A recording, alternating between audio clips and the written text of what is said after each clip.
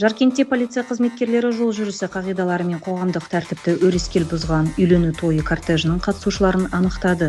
Анықталғандай мерекелік іс-шара кезінде автокөлік жүргізушілері жол қозғалысының басқа қатысушыларына қауіп төндіретін қауіпті маневрлар жасаған. Сондай-ақ көліктердің біріне тиісті рұқсатсыз арнайы дыбыс сигналын беретін құрылғы орнатылған.